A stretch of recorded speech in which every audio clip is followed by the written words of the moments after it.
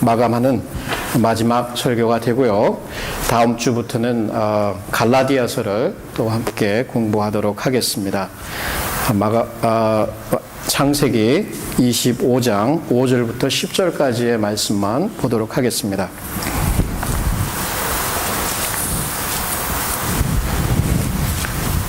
창세기 25장 5절부터 10절까지의 말씀을 읽도록 하겠습니다.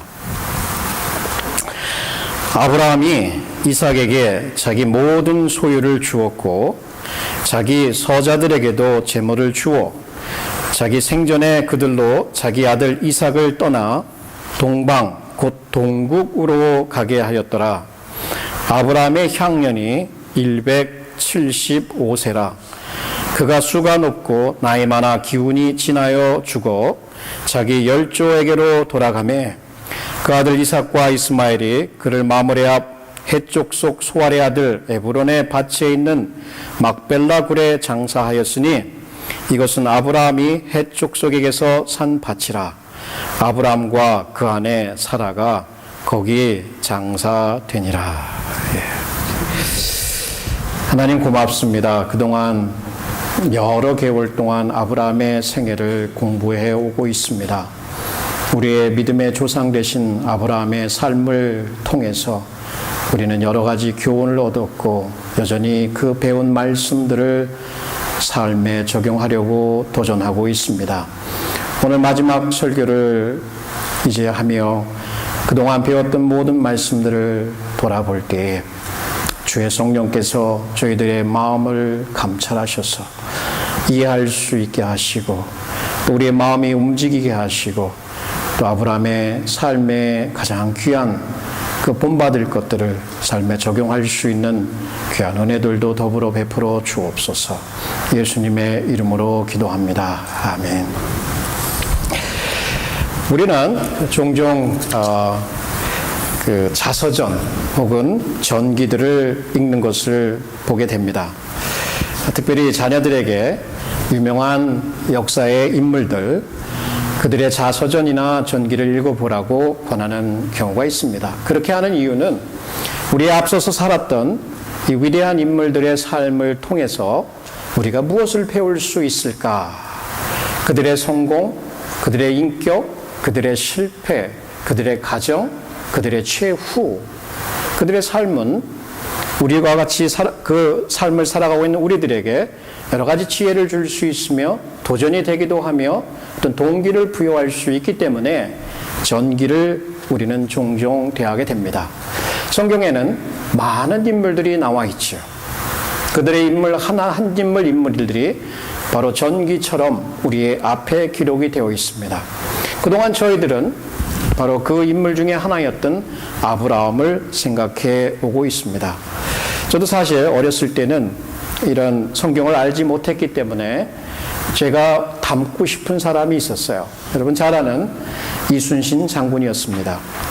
이순신 장군의 그 용기, 남들에게 억울하게 고소를 당해서 옥에 갇히기도 하고 그러나 우국충절, 나라를 너무 사랑해서 백의종군하는 그런 모습들을 보고 야, 정말 나도 저렇게 훌륭한 사람이 됐으면 좋겠다. 그 이순신 장군은 굉장히 용맹스러운 장군이었는데 저는 자라면서 보니까 너무 용기가 없더라고요. 그래서 나는 이순신 장군 같이는 못 되겠다 이런 생각을 했지요. 어쨌든 간에 여러분들도 한국의 역사이든 세계 역사 속에 남는 그러한 본받고 싶은 영적 인물들이 있을 것입니다. 자, 오늘 우리가 성경을 통해서 살펴보는 것은 바로 우리가 닮고 싶어하는 분, 바로 아브라함입니다. 그의 생애를 우리는 그의 부르심부터, 그의 가정, 부르심부터 지금 이 죽음까지 계속해서 살펴보고 있습니다. 그는 과연 어떤 인물이었을까? 그래요.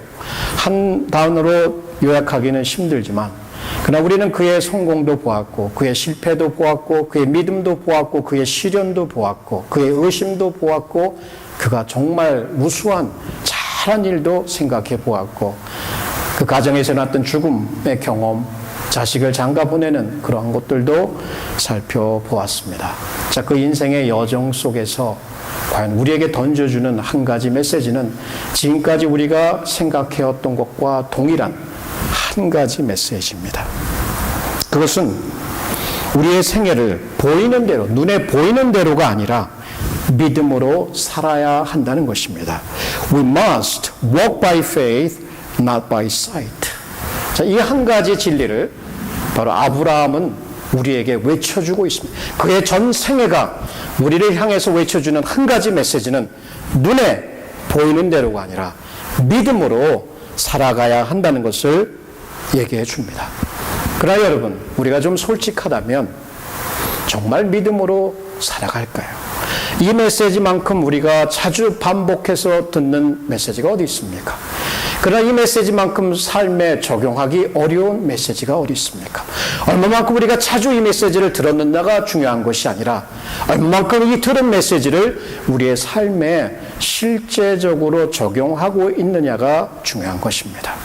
자, 지금까지 저희들은 아브라함의 생애를 거듭거듭 생각하면서 이 메시지를 마음에 새겼고 지금까지 30여 차례, 이것이 30번째 설교입니다.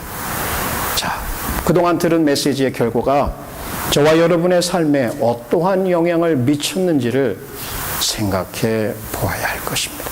진지하게 살펴보면서 이 믿음의 삶을 우리는 오늘도 있는가? 우리는 어쩌면 제자들과 같이 예수님을 따라 나섰다가 배에서 죽게 되었다. 어떡하나 하고 있을 때 예수님이 바람과 바다를 꾸짖으시고 믿음이 없는 자들아 왜 의심하느냐. 우리는 그러한 제자들과 같지 않은가 하는 생각을 듭니다. 어떨 때는 믿음의 높은 정상에 올라서 정말 아무것도 없어도 하나님만 있으면 괜찮다고 생각할 수 있는 그러한 믿음의 승리도 경험해 보지만 저 깊은 나락으로 떨어져서 내가 지금 믿는 사람인가 아닌가 의심이 들 정도로 회의에 빠진 그러한 때도 있었을 것입니다. 믿음의 여정 속에서는 우리가 만날 수 있는 두 가지 양극이기도 하지요. 그러나 일반적으로는 그냥저냥 바쁘게 흘러가듯이 살아가는 모습들도 우리는 보게 됩니다. 그러므로 오늘 이 메시지는 다른 사람을 위한 메시지가 아니라 저와 여러분을 위한 메시지입니다. 우리는 우리의 남은 생애, 우리의 생애를 눈에 보이는 대로가 아니라 믿음으로 살아야 한다는 것입니다. 그것을 아브라함이 우리에게 보여주고 있다는 얘기예요. 그 때문에 아브라함은 그렇게 살아왔지요. 그리고 우리는 그분으로부터 이 메시지를 배우는 거예요. 그러니까 이제는 오늘 마지막 설교에서 그가 걸어온 그 믿음의 여정을 다시 한번 되돌아보면서 그가 어떻게 믿음의 삶을 살았는지 이 부분을 생각해 보고자 원합니다. 첫 번째는 하나님의 부르심에 응답하라. 하나님의 부르심에 응답하라. 믿음은 어떤 면에서는 우리가 믿는 것이라기보다는 믿어지는 하나님의 기프트, 은사입니다. 우리 스스로 믿음을 만들어내려고 해도 좀채로 믿어지지가 않는 것이기도 하지요.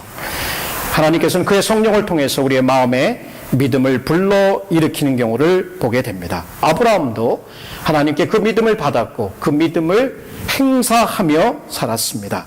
처음으로 그가 당한 첫 번째 테스트는 자기의 친척 아비의 집을 떠나라 라고 부르시는 거예요. 자기의 친척 본토 아비의 집을 떠나라. 이 부르심에 아브라함은 믿음으로 응답했다는 얘기예요. 여러분, 그것이 쉬운 일이었을까요? 어려운 일이었을까요? 쉬운 일이 아니에요. 그동안 75년이라는 세월을 갈대아 우르 혹은 나중에 이주했던 하란에서 그는 부유한 생활을 했고 안정적이고 정착한 생활을 해왔습니다. 그런데 하루아침에 하나님의 음성을 듣고 모든 인연을 끊고 떠나간다는 것은 상상할 수 없는 도전이었을 것이에요. 자, 그것에 대해서 그는 떠나기로 결정합니다. 하나님이 그런 명령을 주셨을 때에는 그냥 떠나라고 하신 것이 아니라 거기에는 분명히 약속이 주어졌죠. 내가 너로 큰 민족을 이루겠고 내가 많은 복을 너에게 줄 것이고 너의 씨앗을 통해서 이 땅에 있는 많은 가족들이 온 세상이 축복을 받게 될 것이다라는 약속을 주게 됩니다. 그의 명령과 함께 따라온 이 약속, 이것을 그는 믿음으로 받아들였습니다. 근데 이 믿음으로 받아들인 이 응답, 그 부르심에 응답할 때 그가 봉착한 두 가지의 어려움이 있었죠. 자, 편안함을 떠나야 되는 것, 가족, 친척들을 떠나야 되는 것, 자기의 삶의 환경을 떠나야 되는 것, 굉장히 어려웠을 것입니다. 더불어서 내가 가야 할 길이 어딘지도 모르고 떠나가는 불완전한 미래를 향해서 믿음의 걸을 행하는 것, 불완전하고 위험이 있을 수 있고 언제 어떻게 죽을지도 모르는 그 여행길을 떠나는 것, 이 두 가지를 극복해야지만 떠날 수가 있는 것이에요. 어떻게 극복했다고요? 믿음으로 하나님의 약속을 믿고 그는 떠나가게 된 것입니다. 여러분도 이 미국 땅에 오셨죠? 오래전에 오신 분도 계시고 얼마 전에 와서 유학하는 유학생들도 있습니다. 편안한 곳, 누구나 편안하게 살고 싶고 안정되게 살고 싶고 걱정 없이 살고 싶은 것이 인간의 본능입니다. 그러나 하나님께서 부르실 때에는 그분의 구원과 그분의 목적으로 저와 여러분을 부르시는 것이에요. 자, 먼저는 구원으로 부르시는 거예요. 예수 그리스도를 믿고 그의 죽으심과 부활하심 앞에서 그분의 하나님의 사랑을 깨닫고 자기의 죄를 고백하고 내가 하나님 아들 예수 그리스도에는 구원이 없다는 것을 고백할 때에 여러분은 구원의 부르심에 믿음으로 응답하시는 것입니다. 혹시 여러분 이곳에 계시면서 아직도 예수 그리스도를 자신의 구주로 모르신다면 여전히 하나님의 부르심에, 구원으로의 부르심에 응답하지 않은 것입니다. 만약 여러분이 구원의 부르심으로 그 응답을 했다면 여러분이 이미 믿음의 여정 가운데 있다고 할 수가 있습니다. 그러나 엄밀한 의미에서 아브라함처럼 이제 옛 평안한 생활, 과거의 죄악된 생활을 끊고 하나님이 동행하는 삶으로, 하나님이 부르시는 거룩함과 하나님이 부르시는 의로운 삶으로, 하나님과 함께 나누는 삶으로 나아가는 이 믿음의 여정에 들어가지 않을 수도 있습니다. 구원은 받았다고 고백은 하지만 여전히 옛 생활에 젖어들어서 그렇게 하루하루를 의미 없이 사명과는 관계없이 살아가는 사람들도 우리는 교회 가운데서 많이 보게 됩니다. 그러나 반면에 정말 저 높은 곳을 향해서 하나님이 부르신 그 목적을 이루기 위해서 달려가는 신실한 주님의 백성들이 있는 것을 봅니다. 여러분은 어디에 속하십니까? 여전히 구원받지 못한 무리에 속하십니까? 구원은 받았지만 옛 생활에 그래서 거기서 평안을 구하고 있습니까? 아니면 하나님께서 의도하신 너로 내가 큰 민족을 이루고 내 이름을 청백케 하고 너를 복줄 거다. 그리고 너의 씨앗을 통해서 만민에게 복을 허락하실 것이다. 복음에 대한 복, 예수 그리스도에 대한 복을 얘기하는 것이죠. 그 하나님의 부르신, 그 하나님의 역사에 자신을 드리는 그러한 아브라함처럼 들이시고 있는지, 아니면 하루 먹고 사는 것, 생활에 급급하게 그저 그러한 그 일 자체가 잘못된 것이 아니라 그것이 여러분의 모든 것이 되었다면 하나님의 부르심을 따라서 살아가고 있는 삶이라고 할 수는 없습니다. 아브라함은 분명히 그의 믿음의 여정, 75세의 부름을 받아서 앞으로 죽음까지 나아가는 이 100년의 삶을 바로 그 뜻을 쫓아간 것이에요. 그것을 이루기 위해서 떠나갔다는 얘기예요. 자, 응답하라. Respond to God's call. 하나님이 여전히 저와 여러분을 부르고 있습니다. 그런데요, 우리가 주저하는 이유는, 하나님께서 부르시는 그 부름의 삶을 주저하고 있는 이유는 그 길이 쉽지 않다는 얘기예요. 그 길이 쉽지 않아요. 하나님은 꽃잎을 다 뿌려놓고 평안하게, 야, 이 길 얼마나 좋은지 몰라, 같이 가. 그런 길이 아니에요. 거기는 업힐입니다. 때로는 다운힐입니다. 너무나 어려워요. 그리고 그 길에 어떤 일이 무엇이 기다리고 있는지도 몰라요. 불안함, 의심, 마음에 여러 가지 회의가 일어날 수 있어요.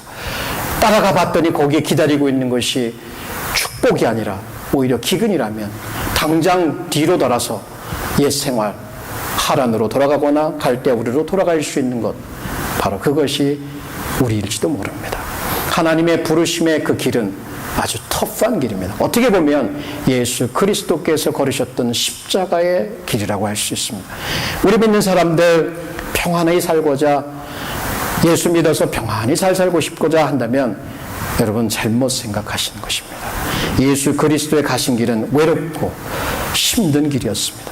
남들에게 손가락 받은 길이었고, 제자들에게 배신받는 길이었고, 남들에게 시기받는 길이었고, 거짓 고소를 당하는 길이었습니다. 그래도 하나님께서 부르신 그 십자가의 구원을 이루시기 위해서 걸어간 그 길이었다는 얘기예요.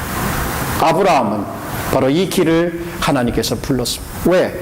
그 아들, 이제 그를 통해서 나오게 될 예수 그리스도를 준비하는 그 언약 시작하면서 그 길을 걸어갔던 것이죠. 믿음으로 응답했습니다. 하나님께 응답했습니다. 그것이 바로 축복의 시작이며 믿음의 여정이었던 것입니다. 여러분, 오늘 하나님께서 여러분을 부르시고 계십니다. 구원으로 부르고 계시고, 더 나아 하나님께서 함께하는 어렵지만 하나님의 축복의 길이요, 하나님의 크라운, 영광의 길로 여러분을 부르고 계십니다. 거기에 대해서 노라고 하지 마십시오. 노라고 하지 마시고 조금만 기다리세요. 지금은 아니에요. 하지 마십시오. 그저 예스하고 따라가시면 어떠한 어려움이 있어도 하나님이 함께 하셔서 넉넉히 이길 수 있는 그러한 은혜를 허락하실 것입니다. 두 번째는 하나님의 섭리를 믿으라는 것이에요. 하나님의 섭리를 믿으라. 도대체 이 무슨 말일까?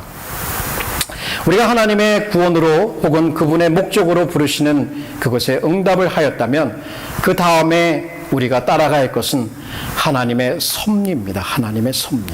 하나님의 섭리적인 선하심과 그 신실하심, 그것을 따라가요. 앞서도 설명했듯이 우리의 그 믿음의 여정은 불확실함으로 가득합니다.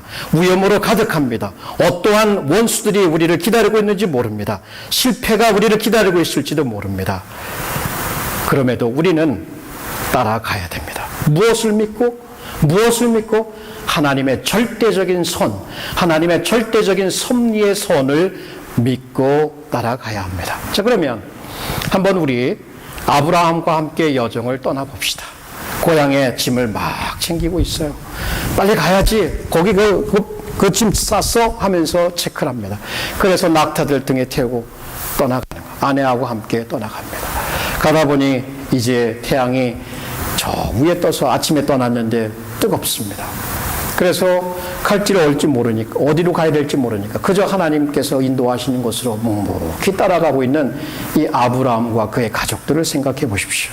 사막길을 지나서, 계곡을 지나서, 물을 건너서 떠나가고, 그래서 하나님이 지정하신 곳에 왔을 때에 그를 기다리고 있었던 것은 하나님의 축복이 아니라 기근이었습니다. 땅이 메말라서 먹을 것이 없습니다. 이제 어떻게 먹고 살지? 이 문제에 부딪혔을 때에 그가 한 것은 무엇이었어요? 아, 여기서는 있을 수 없구나. 애굽으로 또 내려갔어요. 애굽으로 더 내려가다 보니까 거기에 내려갈 때 겁이 나는 거예요. 혹시 내 아내가 이렇게 아름다운데 사람들이 나를 내 아내 때문에 죽이면 어떡할까? 여보, 당신 사람들이 물어보면 내 누이라고 얘기해. 그렇게 해서 애굽 땅에 내려갔고, 어찌된 일인지 자기가 두려워하던 일은 발생하지 않았지만 마음에 아픈 일이 발생. 자기 누이라고 했더니 그 아내를 바로가 취하게 되고, 바로가 아내로 취하려고 했을 때 하나님이 그것을 극적으로 막으시고 또 그를 애굽 땅에서 다시금 불러서 약속의 땅으로 오는 것을 보게 됩니다. 자, 여기 하란에서 출발해서 쭉 내려와서 가나안 땅에 도착했을 때 그를 기다리는 것은 자기가 기대하는 것과는 달랐고, 살아보겠다고 또 애굽 땅으로 이민 생활의 어려움에 또 내려갔더니 거기서도 거의 이렇게 다가는 안 되겠다, 죽을 지경에 놓였는데 하나님이 극적으로 살려내시는 거예요. 그러고 나서 이제 하나님의 축복 가운데 살다 보니까 재산들이 불어나고, 자기와 함께 여행에 떠났던 조카하고 자기 사이에 그 양치는 그 목자들이 서로 싸우는 거예요. 야, 이렇게 되면 안 되지. 서로 얘기하면서 너가 좌하면 내가 우할 것이고, 네가 남하면 네가 먼저 추수해. 그래서 넓은 마음으로 그가 갈 곳을 먼저 선취권을 주고, 이 롯은 눈에 보여도 좋은 애굽 땅과 같은 물된 동산과 같은 그 소알 땅, 그 소돔 땅으로 내려가게 되고, 그는 그 땅에 넘어서 있게 됩니다. 자, 그렇게 되면서 어느 정도 안락한 생활이 되고, 하나님께서 그에게 나타나셔서 내 자손을 저 바닷가의 모래같이 많게 해주겠다는 약속을 주십니다. 더불어서 그 다음에는 이제 들려오는 소문을 보니까 자기를 떠났던, 좀 괘씸하긴 하지만 떠났던 조카가 포로로 잡혀갔다는 소리를 듣고 가만히 있을 수 없는 전쟁터로 나아가고 있는 우리를 보여요. 전쟁터로 나아갈 때 전혀 두려움도 없이 하나님을 믿고 하나님을 마치 방패 삼아서 나아가고 있는 이 아브라함을 보게 되죠. 그리고 거기서 승리를 거두고 돌아오면서 모든 영광을 하나님께 돌리며 11조로 멜기세덱에게 주는 아브라함의 승리의 모습을 보게 됩니다. 그 다음에 나타나는, 하나님께서 나는 너의 방패여 너의 상급이라는 말씀을 주시면서 15장에서 언약을 맺으시고, 아브라함이 여호와를 믿으니 이를 그의 의로 여기셨더라. 거기서 또 제사를 드리고, 근데 16장 그 다음에 하나님의 그 언약의 비준을 받고 났는데, 그 다음에 이어지는 것은 뭐예요? 10몇 년이 흘렀습니다. 86세가 되었어요. 75세에 부름받는데 86세가 되어서 이제 더 이상 기다릴 수 없던지 아내가 얘기를 합니다. 다들 안 되겠어. 언제까지 하나님의 약속을 기다릴 거예요? 더 이상 기다리지 말고 내 몸종을 줄 테니까 그 하갈을 통해서 나에게 자식을 낳아. 이렇게 아내가 제안해서 그 말을 듣고 자식을 낳으려고 했습니다. 임신을 하는 거 보니까 하갈이 안주인 사라를 막 무시하고 멸시를 하니까 아내가 대뜸 달려왔고, 이 받아야 할 욕은 내가 받아야 될 것이네, 당신이 받아야 된다고 대들고 따지기 시작합니다. 신경 쓰이죠. 스트레스 받죠. 그럴 때 하갈이 안주인이 싫어서 도망을 치게 되고, 또 하갈이 또 거기서 천사를 만나서 내가 너에게 이스마엘을 낳게 해줄 것이고 이 아들을 크게 해주겠다는 약속을 받들고 내 여주인에게 돌아가서 그에게 순복하라는 말씀을 듣고 돌아오게 됩니다. 그 16장에 17장에 나가서 언약에 쌓이는 환례식을 행하고, 18장으로 돌아가면서 세 천사들이 와서 그를 성대하게 대접을 하고 정말 청심성의로 대접을 하게 되고, 또 그 다음에 하나님께서 친구처럼 내가 이 내 마음에 있는 걸 숨기겠느냐 하면서 18장에 들어서 소돔과 고모라를 멸할 때 그 가족이었던 그 롯을 위해서 중보하는 모습을 보게 됩니다. 19장으로 소돔이 멸망하는 것을 보게 되고, 20장에 날아와서 또 예전에 실패했던 그 거짓말을 또 해서 그랄 왕에 가서 또 거짓말을 했지만 하나님께서도 그를 다시금 살려내고, 21장에 와서 또 여러 가지 문제를, 그 이웃들과의 문제 있을 때 이웃들과 언약을 맺으면서 22장에 가서 이제 이렇게 여행을 떠나서 쭉 오다가 이제는 산 높이 올라갑니다. 모리아 산으로 올라가서 정말 어떻게 보면 그 삶의 하이라이트라고 할 수 있는 그 아들 이삭까지라도 하나님 앞에 바칠 수 있는 그러한 믿음의 사람으로 성장해 있는 모습을 보게 됩니다. 자, 거기서 나와서 얼마 있지 않아서 아내가 죽게 되고 아내의 장지를 마련해 주고, 또 나아가서 아내가 떠나는 얼마 되지 않아서 아들을 장가 보내고 이제 25장에 와서 자기가 죽음을 맞이하게 됩니다. 자, 이 구비마다 사건마다 누가 있었습니까?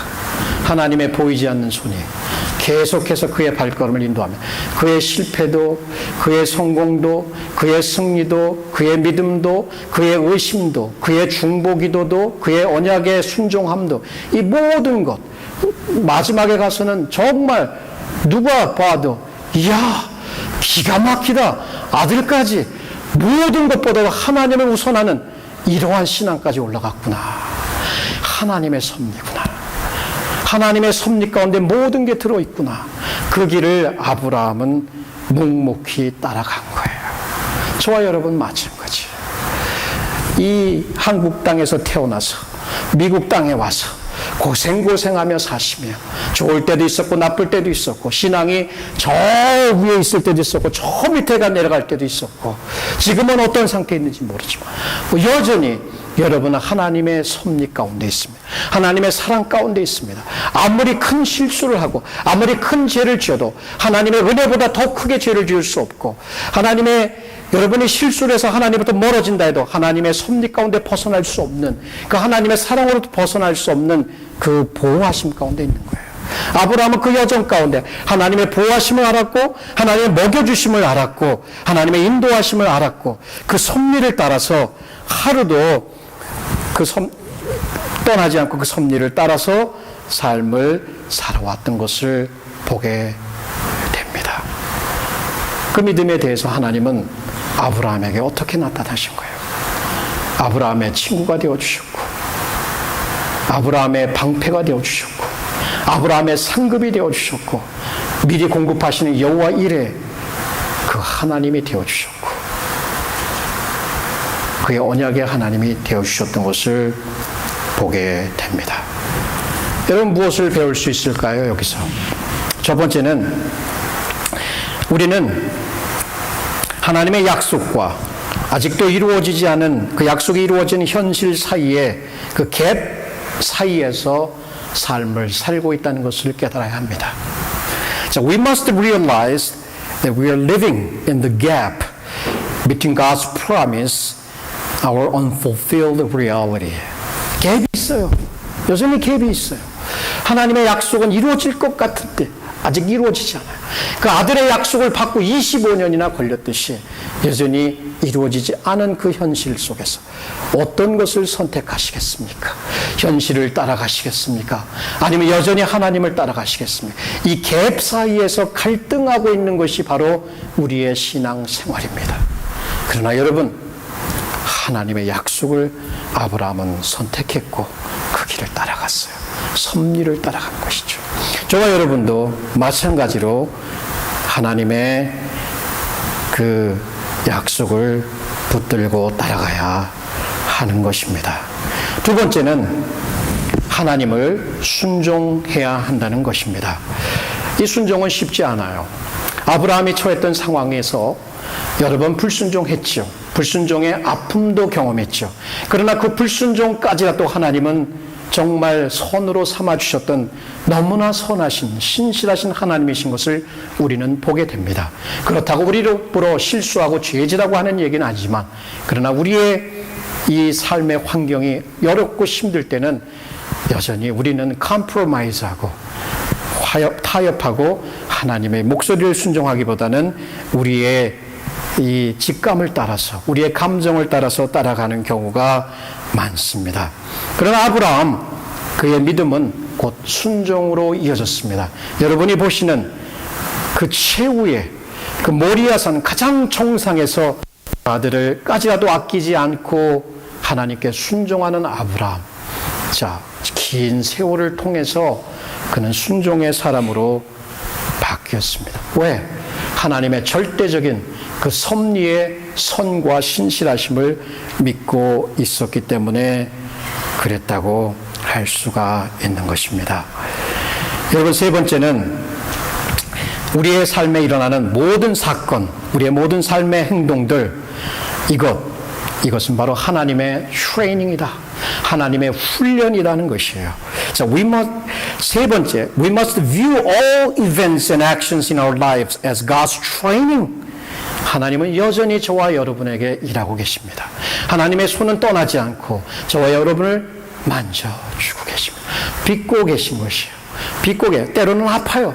꾹꾹 누르니까 너무 아파요. 이 부분은 누르지 마세요라고 할 수 있지만, 그러나 모든 삶의 이 요소들을 다 사용해서 하나님의 그 목적을 이루기 위해서 우리를 만들어가고 있다는 것입니다.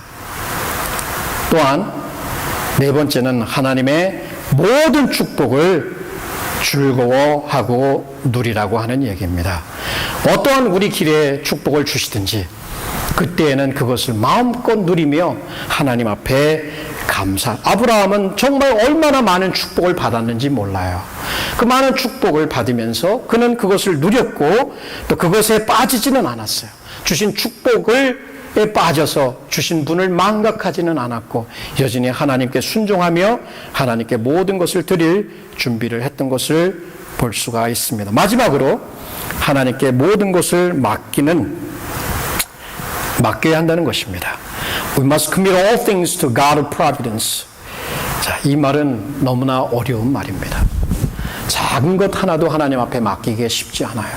내 공부, 내 사업, 내 자녀 교육, 내일 이거 맡긴다고 얘기는 하지만 갔다가 또 이거 맡아주실까 의심이 들죠. 그럼 아브라함 결국은 다 맡기는 거예요. 믿음의 그 요지는 결국 맡긴다는 얘기예요. 맡기면 하나님이 어떻게 하시겠어요?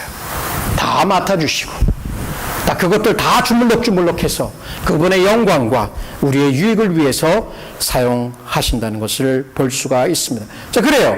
우리의 현실이, 우리의 경험이 우리에게 어떤 것을 설교할지라도 우리는 뭐예요? 하나님의 그 섭리, 그 선하심, 그 신실하심을 믿고 그분께 맡기며 나아가야 한다는 것입니다. 제가 어제 설교를 준비하면서 아터 베넷이라고 하는 그 분이 하나님의 섭리에 대한 그 노래를 이렇게 시로 적었는데 다 인용할 수는 없고 그 일부를 인용을 하겠습니다. 타이틀은 God, the source of all good. 모든 선하심의 근원이신 하나님입니다. 모든 선의 근원이신 하나님. 우리는 주님은 지금의 저를, 나를 지으시고 제게 있는 모든 것을 주셨습니다. 저는 주님 안에서 살고 움직이며 존재합니다. 주님의 섭리로 제 삶의 테두리를 정하셨고 지혜롭게 제 삶의 모든 것을 다스려 주십니다.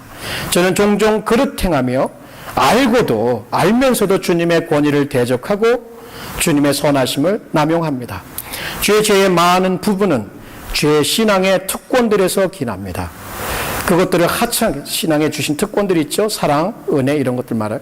그것들을 하찮게 여기며 제게 유익이 되도록 사용치 못하는 제 잘못입니다. 주님의 함께 하심을 깊이 느끼게 하소서. 주님은 제가 행하는 길과 저의 누움과 눕는다는 얘기예요. 제 마지막을 둘러 계시면 알겠어요. 뭐냐면 우리 모든 삶에 하나님이 팔을 둘러서 이렇게 함께하고 있는 그것을 노래하는 거예요. 그 섭리의 포용. 만약 우리가 이 믿음을 가지고 그 하나님의 섭리를 믿고 의지하고 살아간다면 지금 당하고 있는 이 일 어떻게 볼 수 있을까? 조금 뒤로 부서 볼 수 있겠죠. 이것도 지나가겠지. 이것도 하나님께서 손으로 만들어 주시겠지. 이것이 바로 아브라함에게서 우리가 배울 수 있는 것이죠. 그는 뼈아픈 경험을 했잖아요. 그는 수치스러운 경험도 했잖아요. 그러나 결국은 믿음의 조상이 되었고 하나님의 친구가 되었고 우리가 본받고 싶은 인물 중에 하나가 되었습니다. 자, 하나님의 섭리, 이 선하심, 이 신실하심 절대로 의심이 들겠지만 그래도 그것을 끊임없이 붙들고 맡기고 살아가는 것이 바로 신앙 생활인 것입니다. 저 자신도 지금 주님 영접한 이후로 쿼터 센츄리를 조금 넘겨서 살고 있습니다. 돌아보면 돌아볼수록 그 지날 때는 몰랐는데 그 지날 때는 주저앉고 싶고 포기하고 싶고 뒤로 돌아가고 싶고 유학생활에서도 그렇고 또 목회생활에서 그런 순간순간을 지나왔지만 결국 내가 하나님을 붙든 게 아니라 내가 하나님 좋아서 하나님 붙들라고 막 애쓴 것이 아니라 하나님이 붙들어 주시고 나를 업어 주시고 지금까지 오셨구나. 지금까지 그렇게 오셨구나. 고백할 수 있습니다. 아마 저뿐 아니라 여기 앉아 계신 많은 여러분들, 이민자로서 미국 땅에 사시는 여러분들 분명히 돌아보시면 구비구비 계곡 그 정상의 모든 한 스텝마다 하나님께서 그렇게 섭리로 여러분을 빚어왔다는 것을 감증할 수 있을 것입니다. 뭐예요? 하나님의 섭리, 그것을 따라가는, 그것을 믿는, 그것을 의지하는 신앙, 이것이 필요합니다. 하나님은 절대적으로 선하십니다. 하나님은 사랑이십니다. 하나님은 변치 않으십니다. 하나님은 자비로우시고 긍휼하시며 그 약속하신 바를 지키신다는 것을 믿고 그 섭리를 믿고 따라가십시오. 그러면 망해도 흥하는 것이요.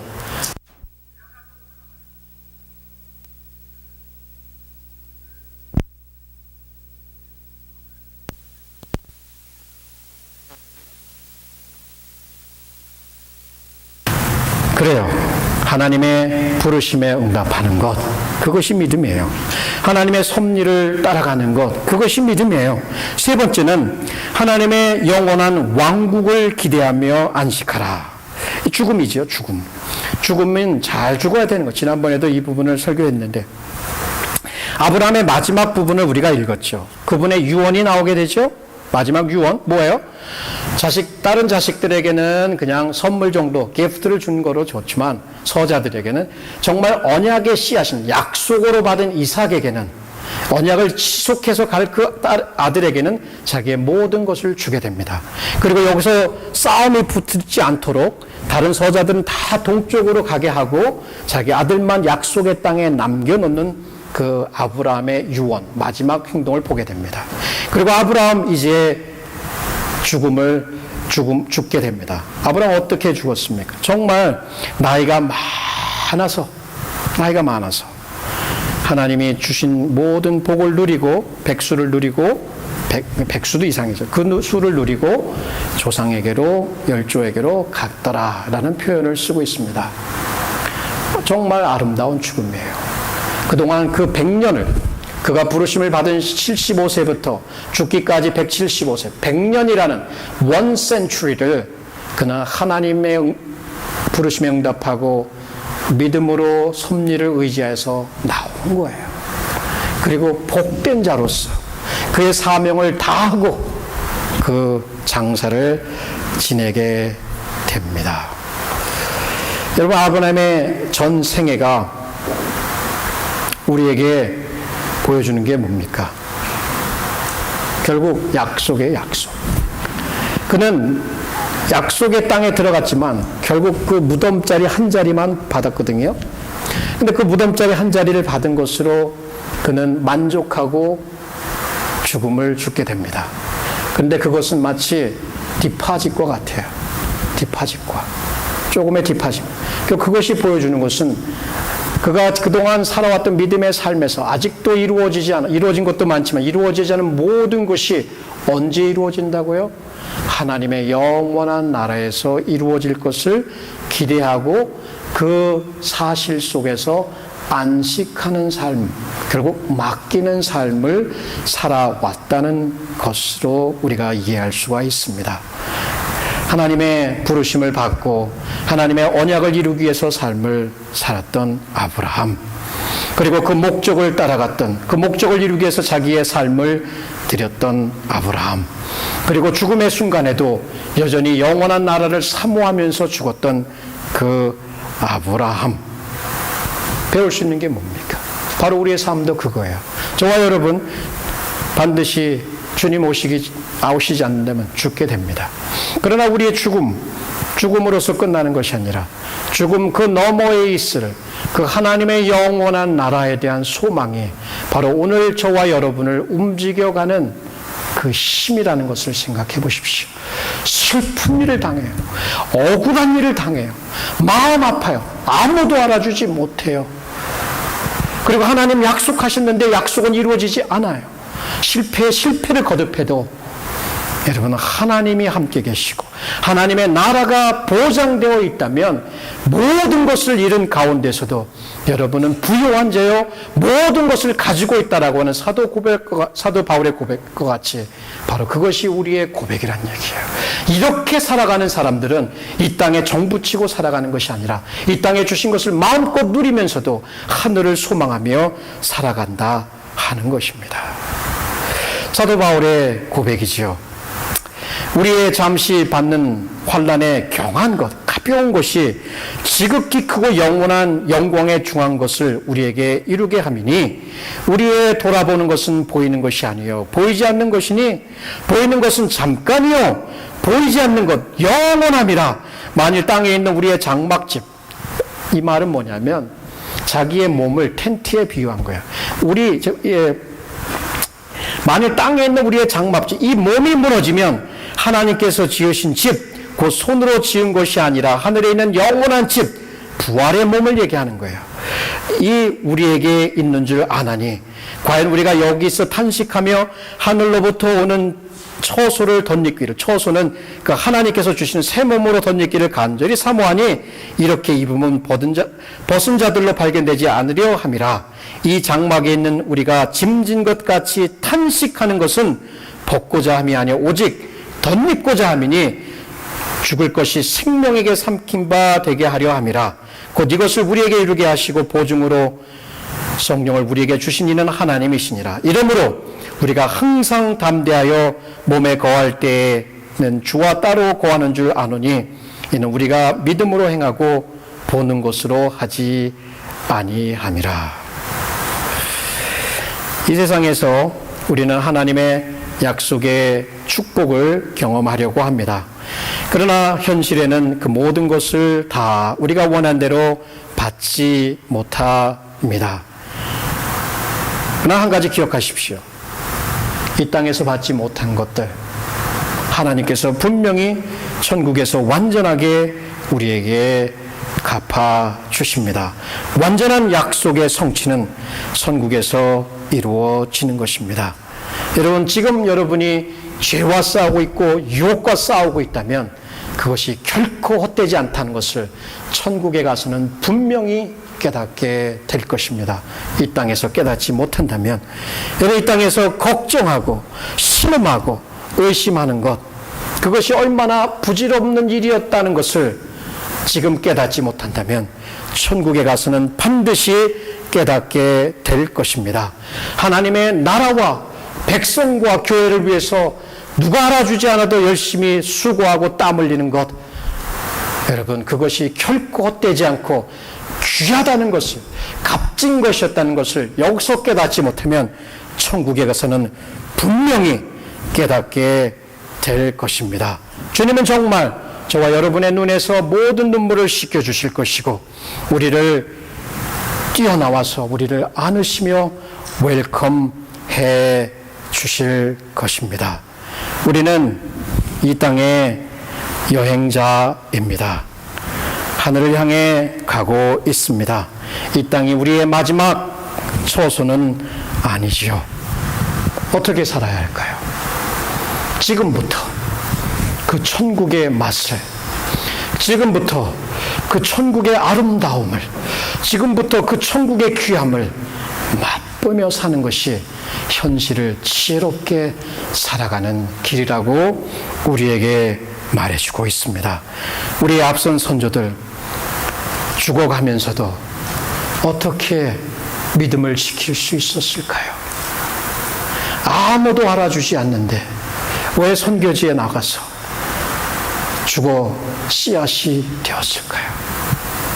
천국이 없다면 우리는 너무나 불쌍한 사람들일 것입니다. 그러나 천국이 있다면 우리는 모든 것을 가진 그러한 사람들일 것입니다. 바로 그 천국을 앞당겨서 그 안에서 안식하십시오. 매일 저녁 그것으로 새롭게 되어서 다음 하루를 시작할 수 있다면 고통의 날보다는 고통 가운데서도 힘과 용기와 은혜와 사랑으로 이길 수 있다. 이것이 믿음의 삶인 것입니다. 그래요, 우리는 아브라함의 생애를 마칩니다. 동일한 챌린지죠. 믿음으로 살 거냐, 눈에 보이는 것으로 살 거냐. 그러나 우리는 지금까지 살아온 생애 동안 우리는 눈에 보이는 대로 살았습니다. 느끼는 대로 살았습니다. 감각하는 대로 살았고 생각하는 대로 살았습니다. 왜? 그 세계가 우리에게 보이는 것의 전부이기 때문에. 그러나 보이지 않는 세계, 느낄 수 없는 세계, 오직 믿음으로만 볼 수 있는 하나님, 그 하나님의 나라와 삼국과 그 은혜와 사랑은 믿음으로만 볼 수 있습니다. 자, 그것은 부단한 훈련과 은혜와 기도와 교통으로 이루어지는 것이죠. 거저 우리에게 주어지는 것이 아닙니다. 여러분, 보이는 것이 실제적이라고 얘기할 수 있습니다. 그러나 보이지 않는다고 그것이 우리에게 비실제적이라고 생각하지 마십시오. 하나님은 그 어느 것보다도 더 실제적인 분이십니다. 이것이 바로 우리가 그분을 믿고 살아가야 하는 이유입니다. 여러분, 믿음으로 사십니까? 아니면 보이는 대로 사십니까? 여전히 저와 여러분의 현실은, 그 약속에는, 하나님의 약속과 현실에는 갭이 느껴지고 있습니다. 그 갭을 어떻게 좁히며 그 갭을 어떻게 뛰어넘을 수 있을까? 하나님께 맡기십시오. 그리고 믿음으로 걸어 나가십시오. 이 레이먼드 에드먼이라는 분이 하나님의 안식, 하나님의 주권 그 섭리 가운데 안식한다라고 하는 그러한 내용의 글을 남긴 것이 있습니다. 제가 한번 여러분에게 읽어드리겠습니다. 자, 먼저 하나님은 저를 이곳으로 이끄셨습니다. 제가 이 협착한 곳에 있음은 그분의 뜻으로 인한 것입니다. 이 사실에 저는 안식합니다. 하나님이 그 가운데 있었기 때문에 안식한다는 얘기예요. 다음으로 하나님은 그분의 사랑 안에 저를 지키실 것입니다. 또한 그 자녀로 살아가도록 은혜를 주실 것입니다. 그런 후에 하나님은 시련을 축복으로 바꾸시며 제가 배워야 할 교훈을 가르치시고 제게 주실 은사를 제 안에서 만드실 것입니다. 마지막으로 하나님은 그분의 선하신 때에 저를 그 협착한 곳에서 이끌어내실 것입니다. 하나님은 그분의 때에 그분의 방법으로 저를 이끌어내실 것입니다. 저는 말할 수 있습니다. 저는 하나님의 정하심으로 그분의 보살핌 가운데 그분의 훈련을 받으며 그분의 정하신 때까지 여기에 있습니다. 여러분, 여기에 있죠. 우연이 아닙니다. 하나님의 섭리 가운데 이 교회든 직장이든 학교든 바로 이 하나님의 섭리에 대한 이 시각을 절대로 잃어버리지 마십시오. 그러나 오늘 결론은 여기서 끝나면 조금 아니시오. 우리의 진정한 히로 아브라함인가요? 아니에요. 아브라함이 그렇게 보기를 원했던 바로 주 예수 그리스도이십니다. 주 예수 그리스도, 그는 그분의 나를 보기를 그렇게 간절히 소망하다가 각 약속의 땅에 누였던 것입니다. 어떻게 우리가 하나님의 부르심에 응답할 수 있어요? 섭리를 어떻게 따라갈 수 있어요? 어떻게 안식할 수 있어요? 예수 그리스도, 예수 그리스도, 그분의 죽으심, 그분의 부활, 그분의 말할 수 없는 십자가의 사랑이 우리 영혼에 채워져야 하는 것이에요. 그것이 고갈되는 순간 우리는 불행합니다. 그래서 무릎을 꿇어요. 그래서 예배하며 찬송하며 다시금 그것을 채워 누워주시는 성령의 충만함을 기대하는 것이죠. 여러분, 하나님의 사랑은, 하나님의 은혜는 결코 실패하지 않습니다. 아브라함을 믿음의 사람으로 만들었듯 저와 여러분을 버리지 않고 내버려두지 않고 반드시 그분의 사람으로 만들어 천국으로 인도하실 것이다. 이것이 바로 우리의 확신입니다. 저와 여러분의 의지가 아니라, 저와 여러분의 믿음이 아니라 바로 하나님의 그 사랑과 은혜가 우리를, 저와 여러분을 분명히 인도하시고 빚으시고 채우시고 천국으로 인도하신다. 이것이 오늘 우리가 아브라함을 통해서 마음에 꼭 담고 싶은 진리입니다. 믿음은 바라는 것들의 실상이요 보지 못하는 것들의 증거니, 이러므로 우리에게 구름같이 둘러싼 허다한 증인들이 있으니 모든 무거운 것과 얽매기 쉬운 죄를 벗어버리고 인내로서 우리 앞에 당한 경주를 경주하며 믿음의 주요 또 온전케 하시는 이인 예수를 바라보자. 기도하시겠습니다.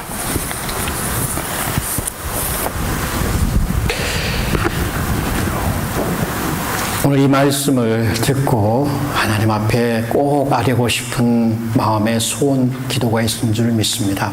그것을 지금 이 시간에 우리가 할 수 있는 가장 진솔하고 솔직한 마음으로 함께 기도하시겠습니다. 기도하시죠.